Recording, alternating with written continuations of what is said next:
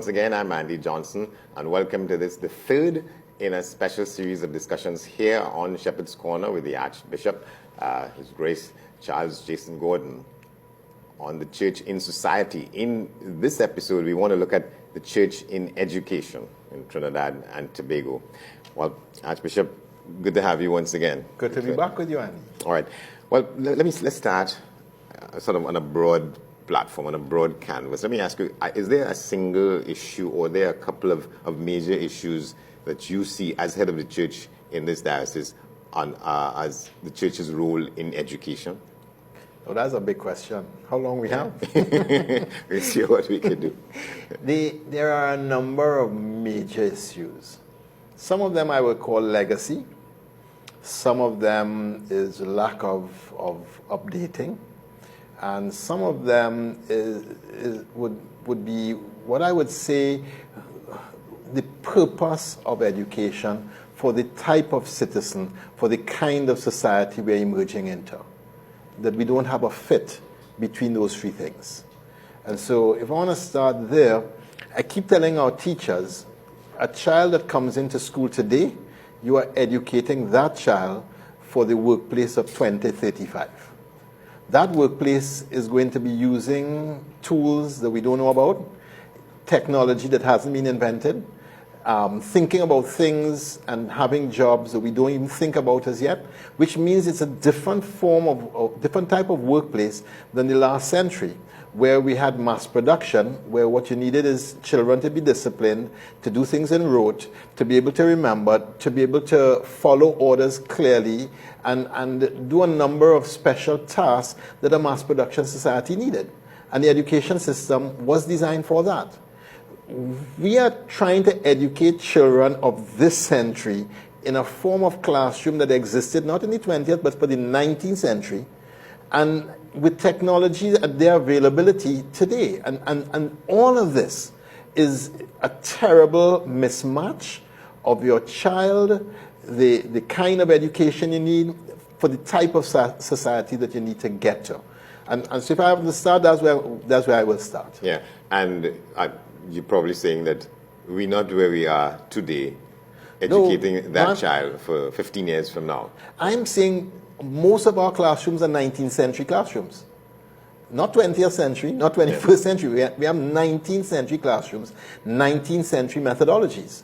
The rote method of learning, where you expect a child to remember a whole lot of stuff, doesn't understand that Google gets 100 million questions a day and can answer you on anything you want to know.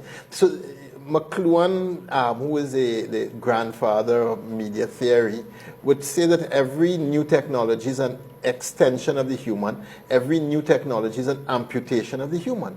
And the new technologies we have don't require the kind of facts memorized that we used to need before, when Encyclopedia Britannica was the only thing at home that you could check a fact on.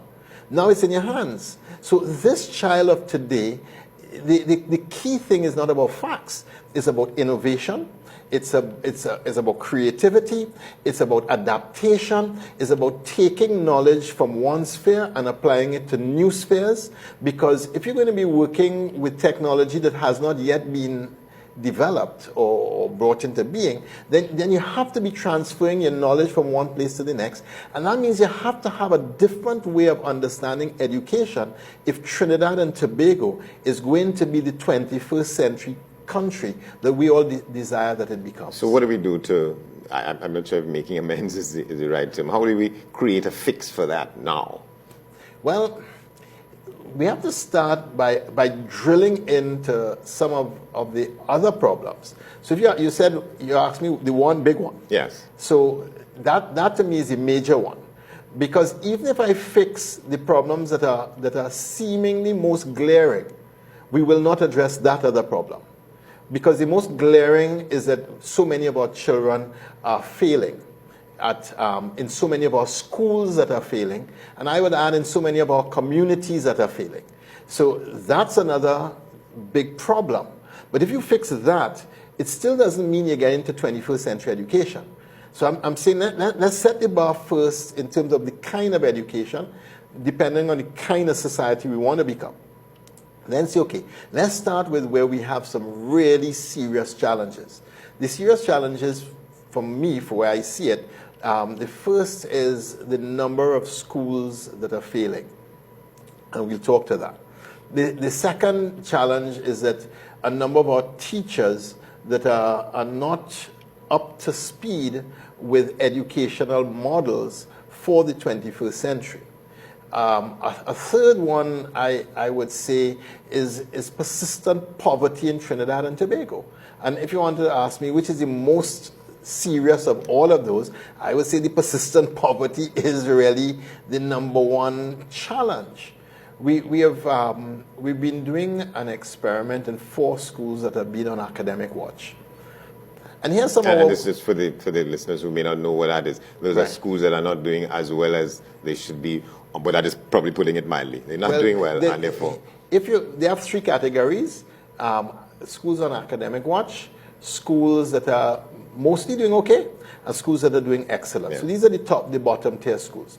So we have 4 schools, 2 of ours and 2 government schools. And we looked into what's some of the problem.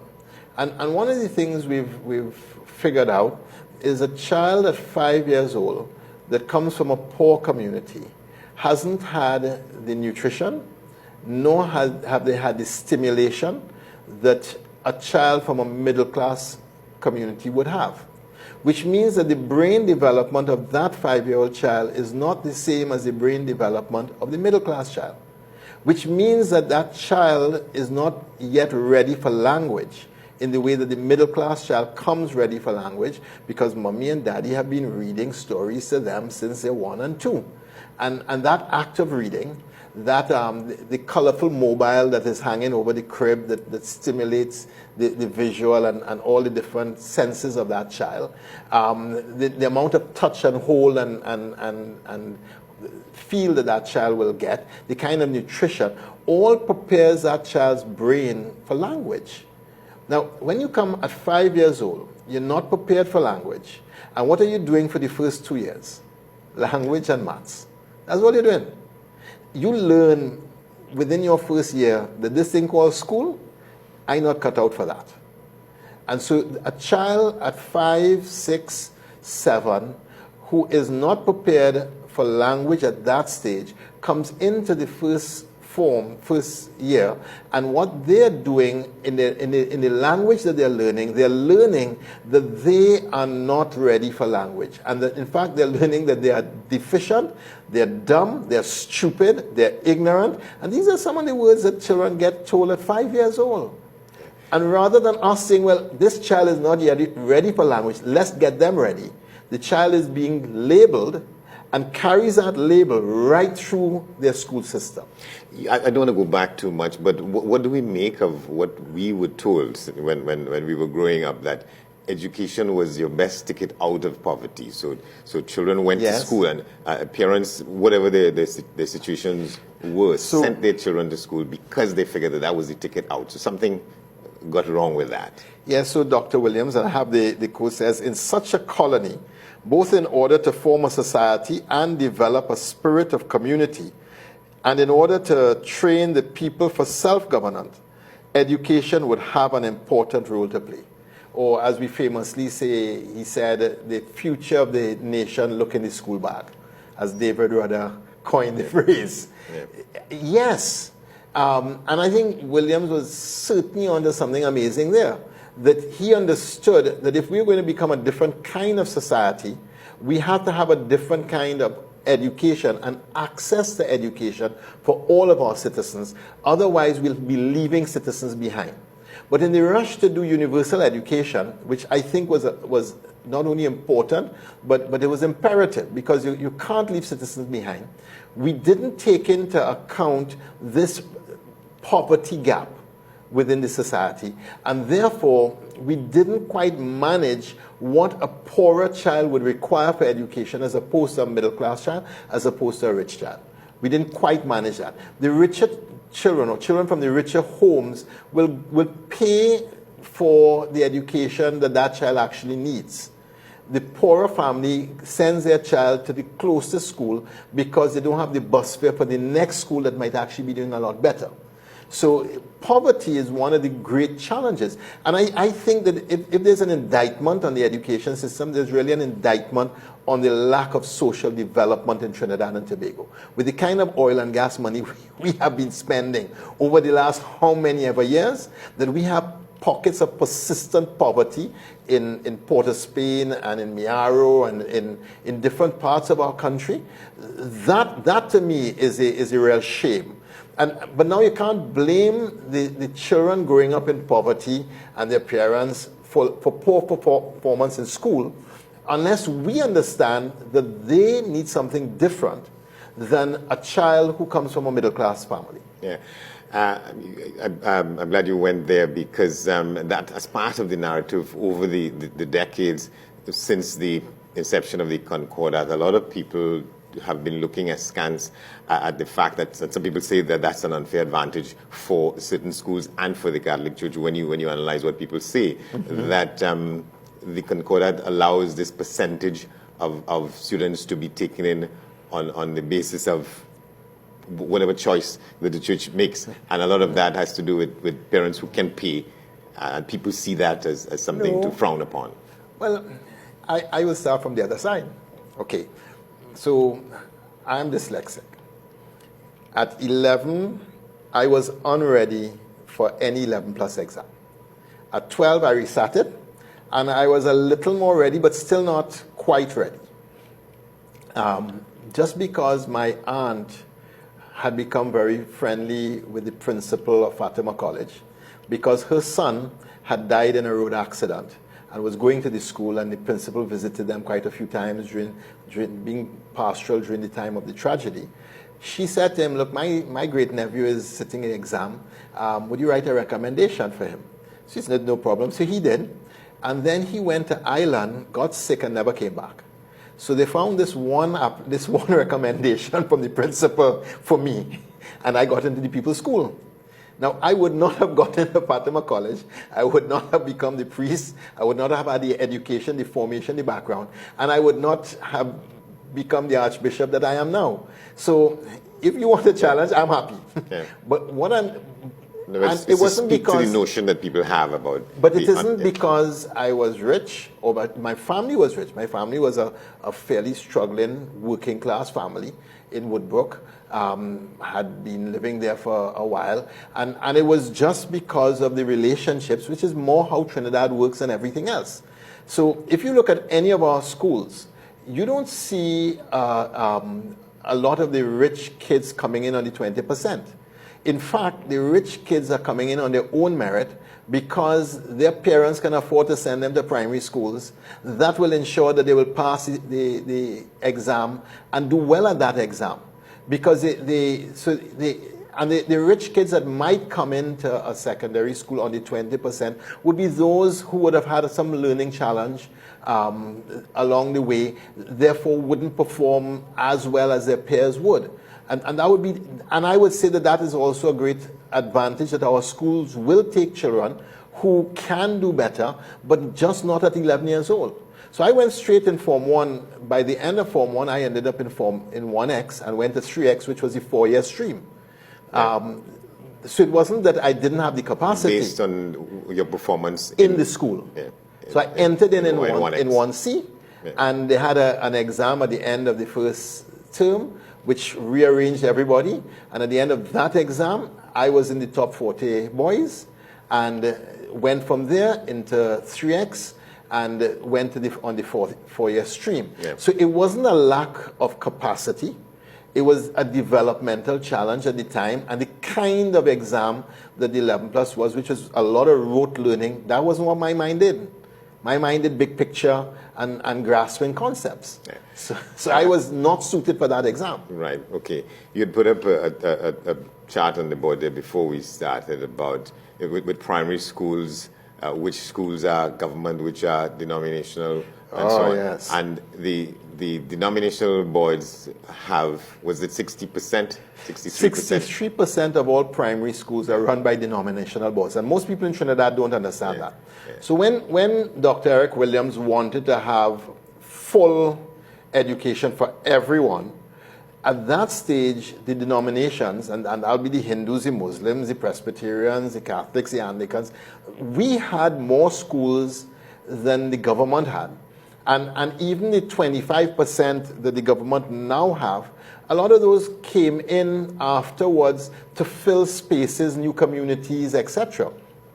So one of the things that people don't understand is the historic legacy of the denominations for education in Trinidad and Tobago. Yep. In the 1800s, we had more schools than the government, by far.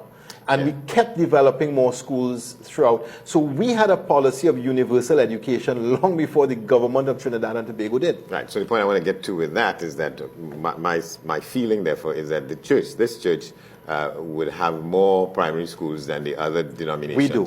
To what extent that should be used as leverage with the government to determine more the kind of education that is produced and presented in Trinidad and Tobago? So 100% agree. I mean, if you look at that graph and you see the 63%, and if all the denominations come together and come to an agreement on what we would like to see for education, I think we'll have a very different kind of conversation. One of the problems is that some of the officials within the Ministry of Education have tried over the last few years to treat the denominational schools as if they have no say and they have no power, and as if they have to accept everything. And that has been a terrible thing, because rather than having a partnership where we accept the historical development of education, accept the roles that we have played, and continue to grow together for the best of all citizens, what we have now is a tug-of-war between the denominational boards and the Ministry of Education. Yeah, I mean, I was closely following some of those developments back in the first years of the 2000s, when the late Clive Borelli was chairman of the Catholic Education Board, and there were big fights at meetings at Queen's Hall. Major fights. Leading the fight. Yes. Where is that kind of relationship now with the government and the school board? You know, it's an interesting thing. With the minister, I have a great relationship, but officials come and do foolish things. Last year, one of the first acts I had to do when I became the Archbishop was to write and say that we cannot comply with a regulation where they wanted to have intake forms on primary schools not having religion and no interviews. So in other words, what they're doing, it was against the Concordat. The whole spirit of the Concordat is that we have schools as denominations so that we can educate the children of our faith. And that's the purpose. And what they wanted to do is turn our schools into secular government schools and have us run them still. Well, that can't work. Secular church schools, and it's an oxymoron. Exactly. And so I challenged it. And I said to the principals, no, I've raised the matter with the ministry and with the minister specifically, and until we have something else happen, please stick to the forms that we've always used. Because, you see, in countries like Canada, they see religion as a kind of a special interest group. America too. And they see, because they see it as a special interest group, they think that we should have no say, the special interest group should have no say in the future development of the country. Yeah. In a country like Trinidad, where it is the denominations that have educated most of the population of this country, you can't act in the same way. So you go out Canada and America, you get trained, you come back with those ideas into us, and you don't understand the whole historical development is different, and the whole sociology is different. Therefore, you're trying to impose upon us an ideology that's not ours. It's an imposed ideology. Start from who we are. This is who we are. Talking about impositions, do you have an issue with the fact that, well, the courts imposed on a Catholic school that a child should come to that school with where that is not Catholic and is where that is consistent with another religion? You know, that was an interesting one, and it was a wonderful test, because what I would go the other way also. Once it is okay for a Catholic child to have a cross in a Muslim school and a Hindu school, I'm okay. When is it? Well, check and see. We don't live, again, we don't live in Arabia or Canada. We live in Trinidad and Tobago. We have people of different religions side by side.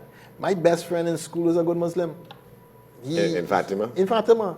In fact, in Form 5, he won the prize for religion as a good Muslim, which is amazing. And that religion had to do with Catholicism? Yeah, he did the whole curriculum we did for Catholicism and won the prize for religion. And that's how Trinidad and Tobago is. That we have this kind of movement. And so I would say that if something is specific to a person's religion, then we should allow that in the school once it is not offensive.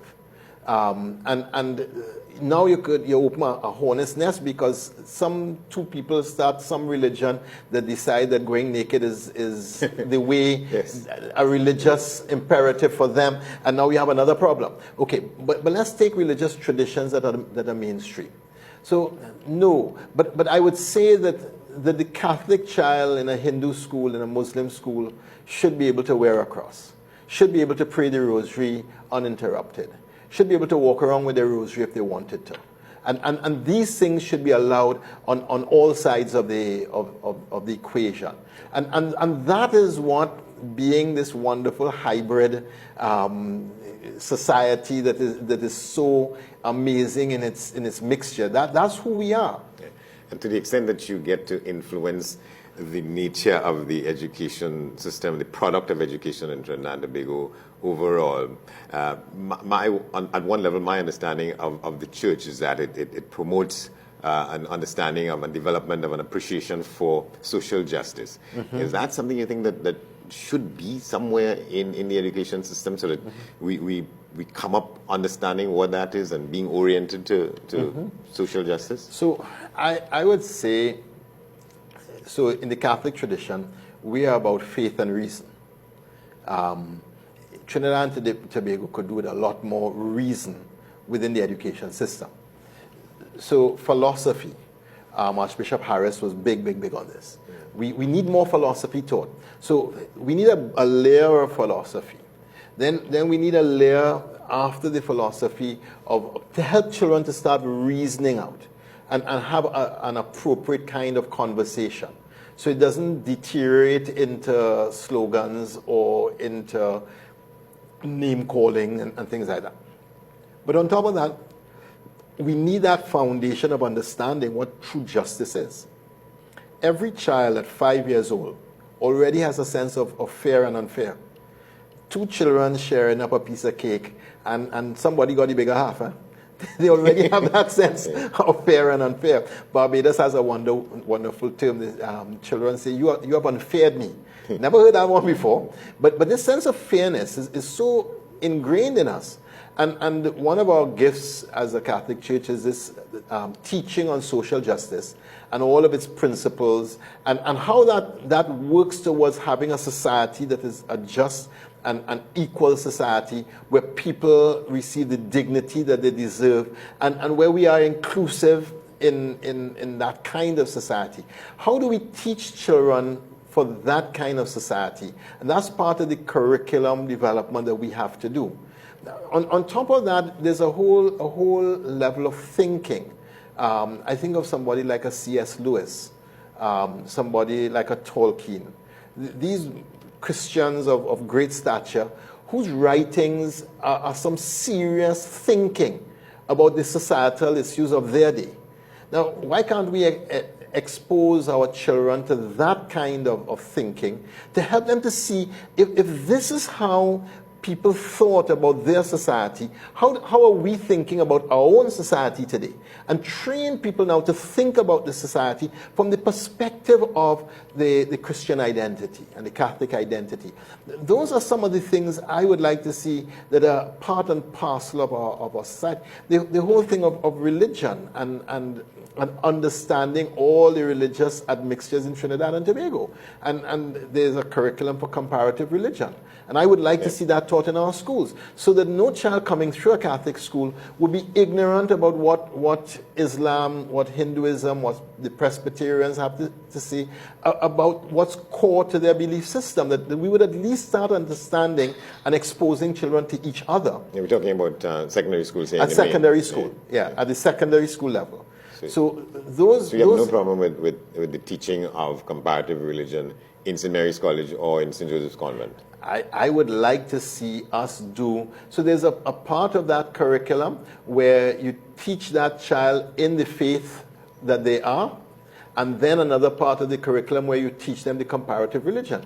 Teach them well who we are, and then teach them well what the other religions are, so that they have a very broad understanding of who we are and who others are, so they really start to take down the prejudice that we create and start to have a really informed understanding. Now that's how I think we could build a more incredible Trinidad and Tobago.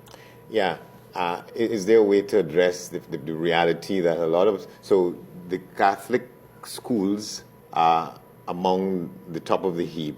There are some that are in the middle and some that require attention. Correct. Let's take the ones at the top of the heap. Those are the ones that everybody who is writing the essay shoots for. Yeah. But there's an extent to which children who get to go to a convent or so let's talk a bit from. But they don't have a full appreciation of the fact that this is a Catholic educational institution. So let's start first with the primary schools, and then I'll get to the secondary schools and that question. So the graph I have up here is the schools that we have on Academic Watch. And you see in 2011, both us and the government went high. I mean, we ended up to 30-something%. The government went up to 20-something%. But then by 2012, it came back down. Then the government went up, we continued coming down. So if you look from 2011, 2013, and that's the last numbers that the government have in national tests, for whatever reason. They didn't do 14, 15, 16, 17. 6 years behind. Yeah, so they haven't done that. So this is just the last data. We came right down to 2% under Academic Watch. Those that are mostly effective, you will see that we came down in 2011 and we've gone back up for 2012, 2013, the blue being the Roman Catholic schools. And then if you look at those that are excelling, you see both us and the national schools went down in 2011, shot up in 2012, and come back down in 2013. Now, that might be the exam itself. Because when everybody is going up and down like that, then you have to say this is not a person, this is a whole system. So the orange would be the national average. So you see at least there's something with the exam there that's happening around. But still, we have quite a few of our schools that are in this excelling range. So that's at the primary school level. If I go to the secondary schools, most of and we have a small holdings, 21 secondary schools we have, a small part of that pie. But most of our secondary schools are secondary schools that people want to get into. Yeah.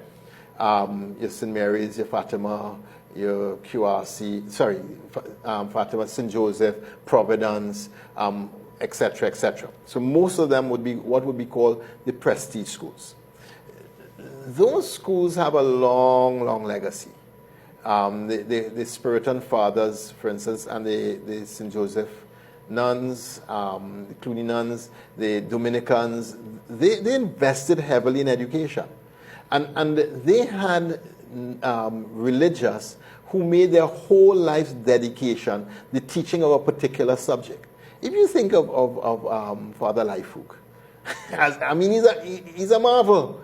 He could take a curriculum and cut it down very fine and get everybody to understand exactly what you need to understand to do well in an exam. I think once there was a time when they actually queried because they said there's no way that he could have got so many students to do this well. But he was just such an excellent teacher.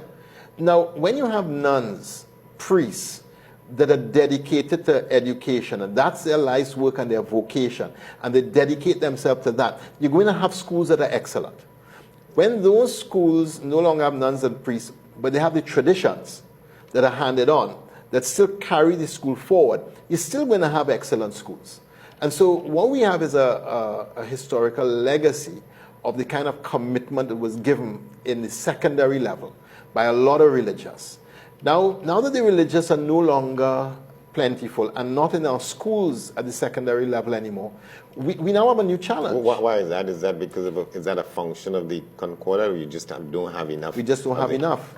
That's a worldwide phenomenon. The number of nuns and priests have gone down from the 1970s, 80s, 90s, 2000s. Who are dedicated teachers and dedicated to teaching. Generally, across the board. So, like the Holy Ghost, who are the teaching order, they don't have that many local young people. And of all of them, Father Gregory is the last one in a Catholic school as a teacher.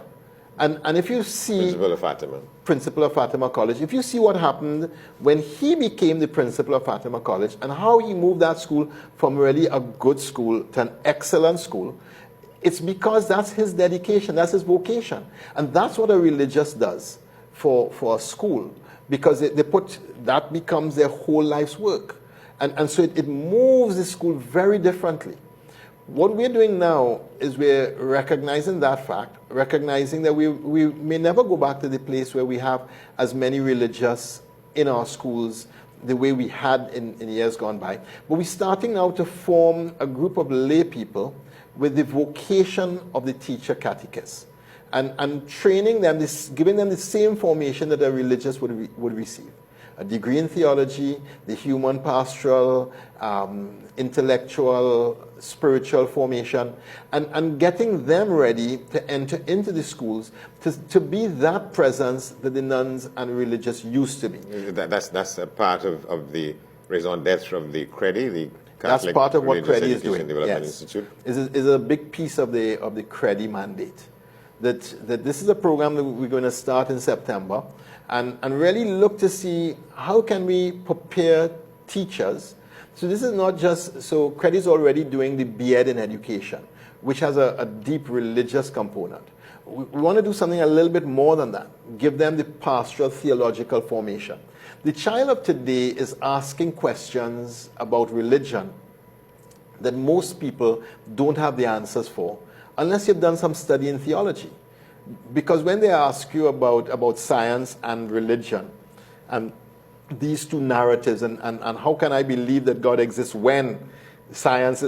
If you don't have an understanding of that dialogue and that discourse, then it's really difficult to have a religion class. In meeting with some of the secondary students, what I've realized is we have two religions being taught in our secondary schools. We have Catholicism being taught, and we have science being taught. Yeah. And science is a religion. And the reason why I'm saying that is because atheism can never be an essential element of science. Because science is supposed to be observation. And you can't observe atheism. So once the commitment to atheism is a priori, it comes before the scientific commitment, then that's a religious commitment, not a scientific commitment. Would you go as far as to say or even suggest that things like that shouldn't be taught in a Catholic school? Well, and here's the problem. The science teacher was trained in a university where secularism and atheism was the dominant thinking. And so the science and the atheism got so mixed up in the tertiary level that when the teacher comes back, he hasn't been able to unpack the science and the religion. So he's giving both as a mismatch. Now, if you take science up to the top levels, at the levels of the people who are looking into cosmology, into space, they see things differently from at a BA level where the science and the atheism are totally entwined. And so it's, but if we don't have people in the school who understand that discourse and can start challenging that discourse and can start having conversations in the school between science and religion departments to really challenge back some of these unfiltered assumptions that good Catholics teaching science are saying, because they haven't thought through their own religion, because they haven't had the formation as required. So those are some of the subtexts of dealing with the secondary school that we have to deal with. All right, we could talk some more about that and other issues on this agenda here, but I know we have something that we want to take a look at and yes. we talk about. as we go forward with this discussion.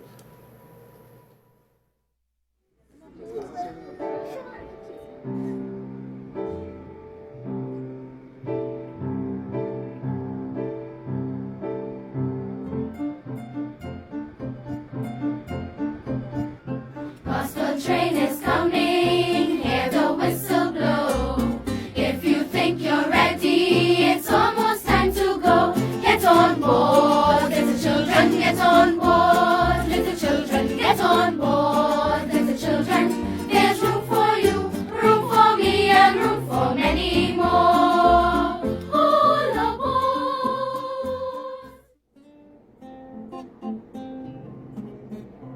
Catholic education, as different from secular education, takes into account two things. One, the graduate of a Catholic school has to be a good citizen of the nation, but also has to be a good citizen of the kingdom of Almighty God. In Trinidad and Tobago, a unique partnership between the state and denominational school boards offers options for education that reflect the rich multicultural heritage of its diverse people. Alumni of Catholic schools contribute to Trinidad and Tobago's development at all levels, from strengthening village communities to holding highest national office. Professional leadership and teaching is at the heart of all schools managed by the Catholic Education Board of Management. An important part for me at school is a good character program. When you leave Sacred Heart Girls, you are not only academically sound, because it's important that they leave here as well with good character traits. That's important, especially with what's happening in the wider society today. Across urban and rural areas, Catholic education is dynamic and relevant to the communities it serves.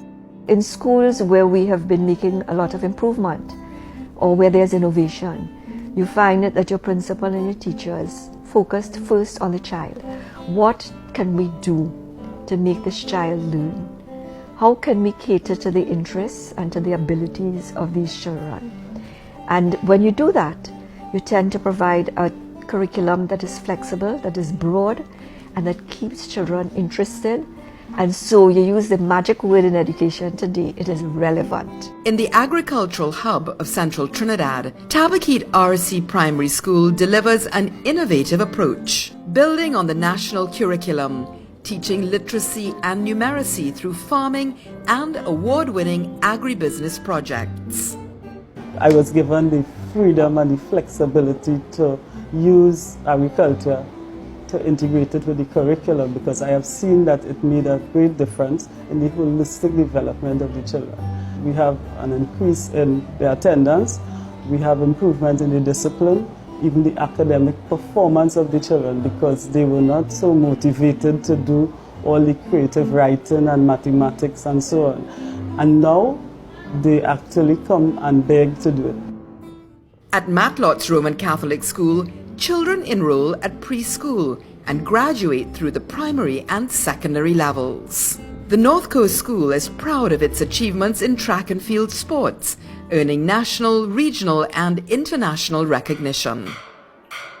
The school is a true community center where elders return to impart their knowledge to the next generation. What we have going on here is the net mending program, which is being offered in conjunction with the Caribbean Fisheries.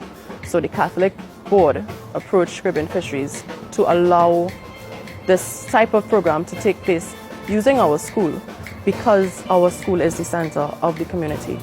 And we want to reach out. That's what our school is about. It's about reaching out to the community and allowing everybody to feel that they are part of building up this community through this school. Catholic schools consistently achieve world-class scholarship. Presentation College in the city of San Fernando is an outstanding secondary college guided by highest academic goals. Presentation College has been known over the years to be science and mathematics based in terms of their curriculum, and we continue to focus on the sciences. In fact, we have produced many of our doctors and engineers in the country right now.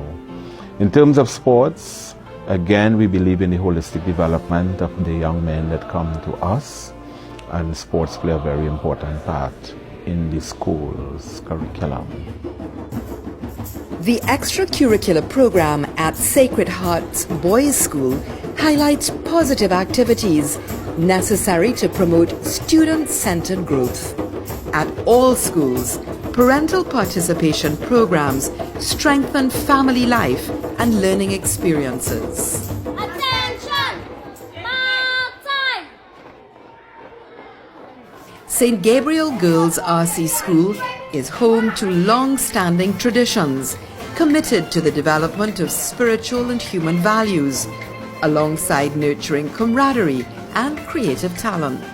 Vibrant cultural characteristics at school communities are central to the philosophy of Catholic education.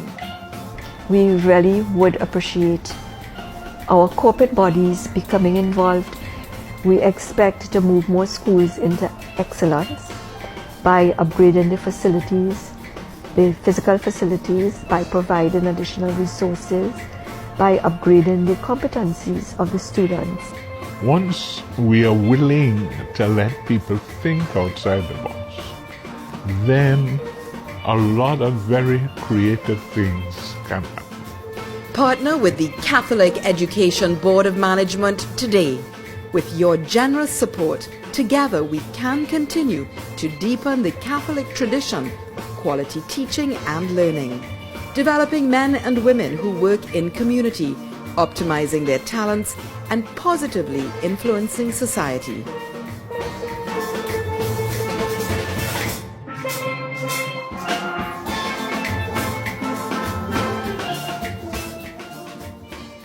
A lot of important takeaways from there. One, the lady in the Matlot school saying, Yes.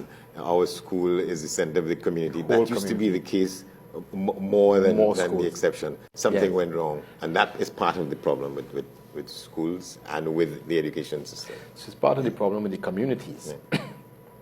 So if I think about a community like Belmont, in Belmont, the lawyer, the judge, the doctor, the bad boy, the maid, all lived in the community, all went to the same church, and the children went to the same school. That community had a lot of resources because it was a mixed income community.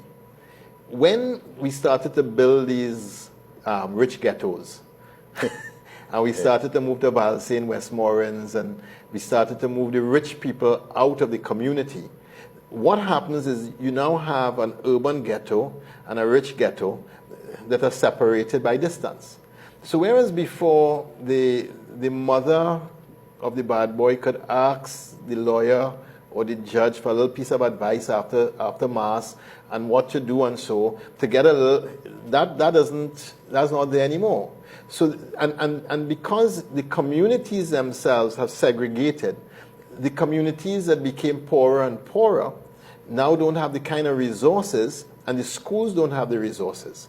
And when you come to a community, like if you take the east-west corridor, if you take St. George East, those communities where you have high gang violence. So if you look at the graph, you'd see the blue is academic watch, and you see that the academic watch is in certain places, is in 3 communities: Northeastern, Port of Spain, and St. George. Yes. And that's because that's where the poverty really is. And when you have persistent poverty, then you have a different thing. So when I was parish priest in Gonzales, we started a number of initiatives. The 2 most important for me was the internet cafe, because access to the internet at that stage was rare for poor kids, and became more and more middle class. They had the access. And I knew that a child without access to the internet could not work in the same kind of working environment by the time they were ready to work. And I wanted them to have access. Hit the job market, or of age to be in the job because market. they wouldn't have had the access, they wouldn't have known the technology, they would be behind. So $1 an hour, and kids would come. And it gave an access, but it also gave us a space to parent the kids. We also put in place a homework clinic. And we took children that would have failed SEA miserably and would not have gotten into any school and got them into 7-year schools. Why? Because we had teachers in our program who understood learning disabilities and were able to diagnose, and then were able to give them the kind of learning and formation so that when they sat the exam, they were able to do good in the exam.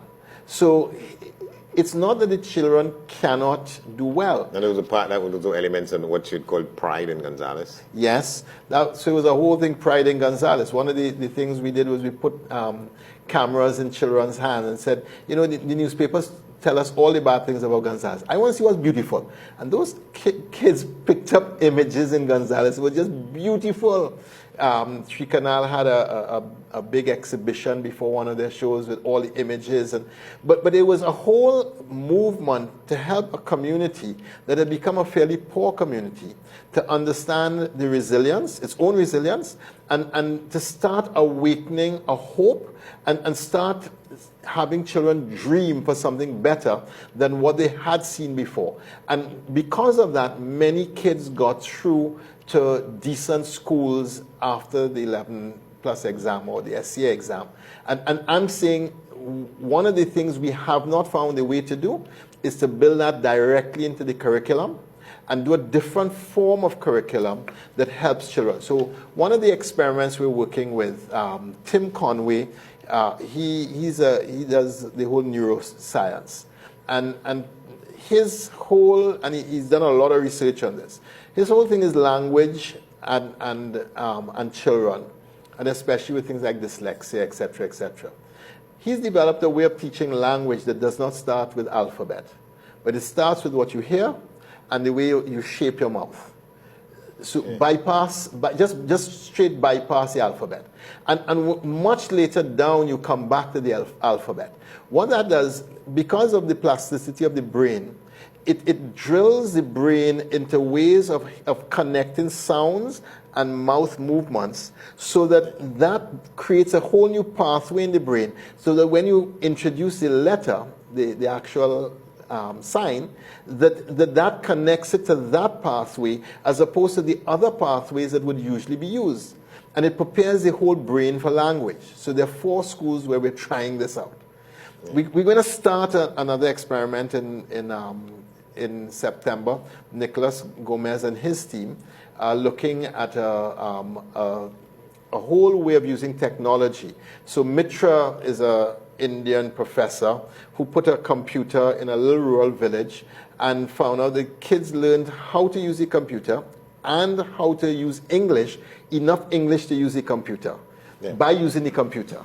I said, but this is strange. So he put it in a classroom and he said, but this is interesting. Then he put it in a school that was teaching a very advanced science at A levels with a brilliant teacher. And he got some 11-year-olds doing the same science subject. And the teacher would just give them questions. And 8 of them around one computer, and they're working out the question. When all the 11-year-olds, 12-year-olds, and the 17-year-olds both sat the same A-level exam, and they did equal. Okay. I want to ask. I want to see if I can tie 2 things together again from that video. One in which the teacher or the principal in Sacred Heart Girls was talking about values, the development of good character, and values, and the whole person. That's really what Catholic education is. I keep telling our teachers, we are in the formation business. If you ask me what business we're in, we're in the formation business or the authentic integral development business.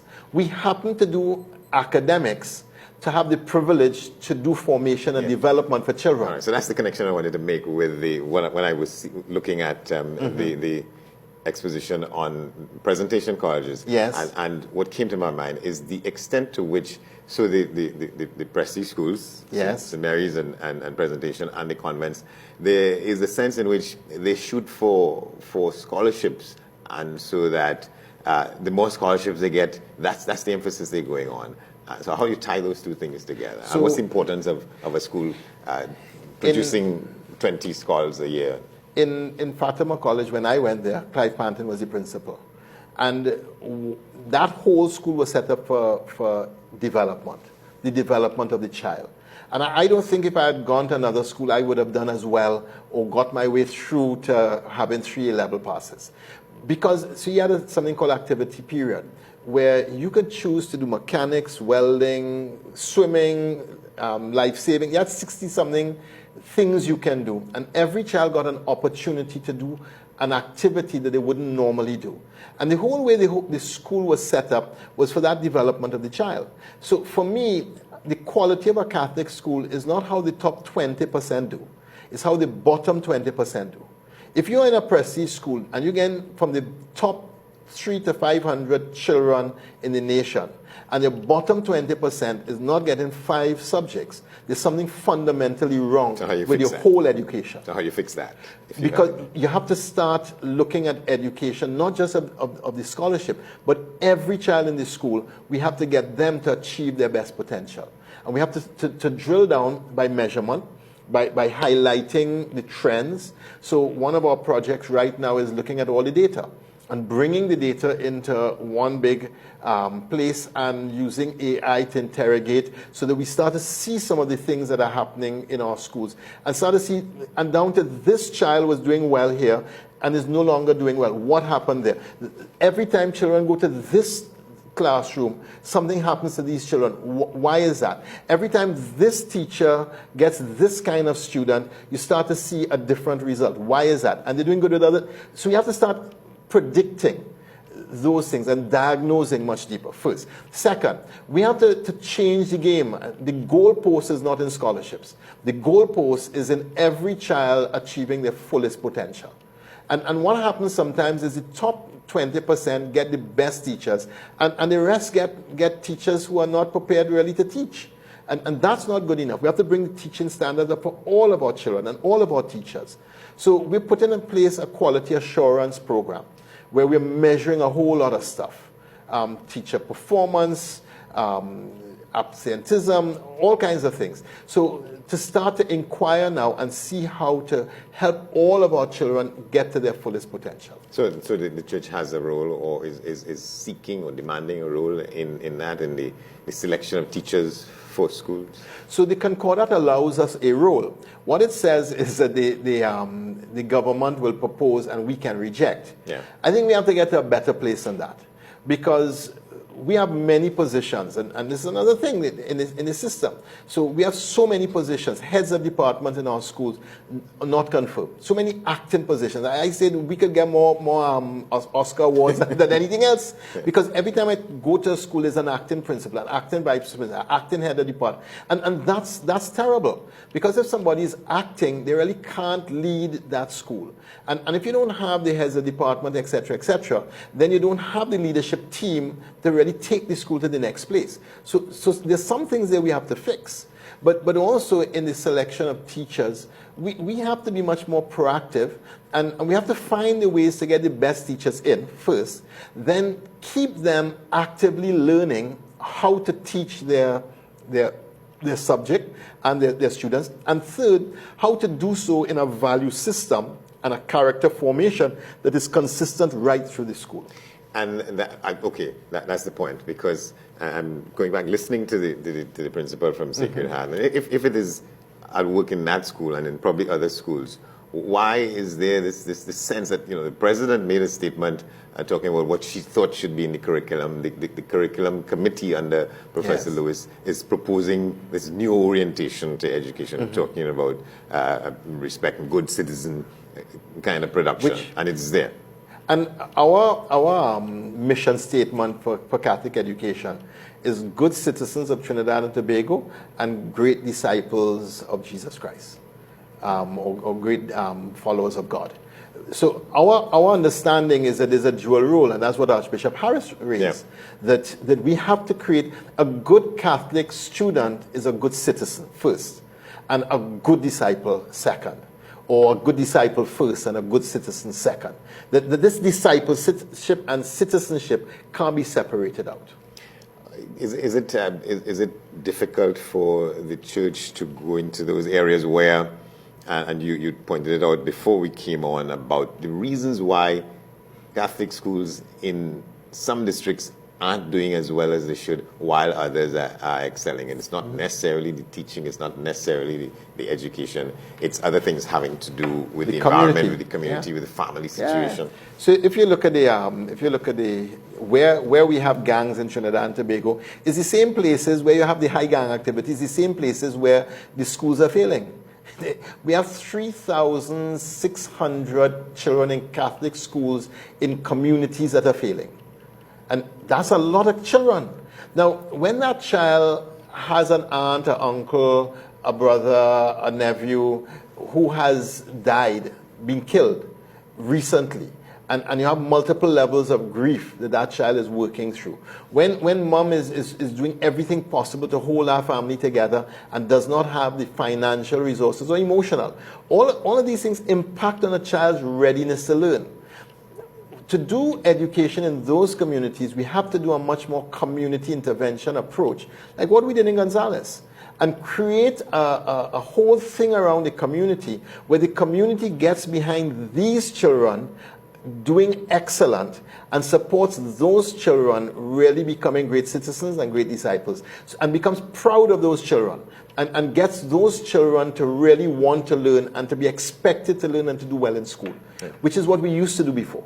So are there some low-hanging fruit that you want to pick in terms of improving the output of education in the country in Catholic schools? And then definitely. So the program with Tim Conway is one of them. So we've just done a pilot in the last phases of that. When we see the results, we're going to do that in more schools that are not doing well. The second one is we have to find a way to do like what Matlot and Tabaki did, where you take what is interesting to the child, make it central to your school, and then turn that into ways of getting children interested in learning. So Robinson says that when children get interested, learning happens.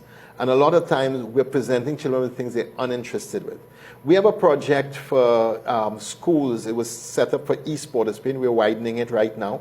It's not cheap. It's going to be about $12 million for a number of schools over a period of time, where we do a community intervention, parent intervention, curriculum intervention, and put the kind of resource into those schools to get the children interested, get the parents on board with learning, offer the parents opportunities of learning themselves, so that we could start turning the communities into being actively participating in learning and supporting the children in learning. So we have that. We have about 15 projects right now that we're working on in all kinds of ways to try and get us to where we need to get to. Because there are a number of key things. So some of those communities have been disrupted by gang violence. We have a school where 2 children were shot, or 2 people were shot right outside the school, not too long in spaces in between. So we have schools in really challenging areas. Those schools we have to do a lot of work with to help turn around. Our good schools, we have to get them to excellence. And there's a whole other story about, yesterday I was talking with someone working in this division of the Ministry of Education called the Social Services Division. Yeah. They are woefully understaffed, woefully under-resourced to treat with some of those things, children in trauma in schools, in communities. Exactly. And then the other piece is just discerning when a child has a learning problem. Because if you pick up a child's learning problem early, you don't carry that child right through school thinking that they're dumb. You address that early on, you give them the skills that they need for learning and language and numeracy, and then you get that child back into the system doing very well. Those are the things we have to do. And so it's a conversation ongoing between the church and the Ministry of Education. It is. A full program we have. Thank you very much, Archbishop Giles Jason. Thank you. I'm Andy Johnson. Thanks for watching.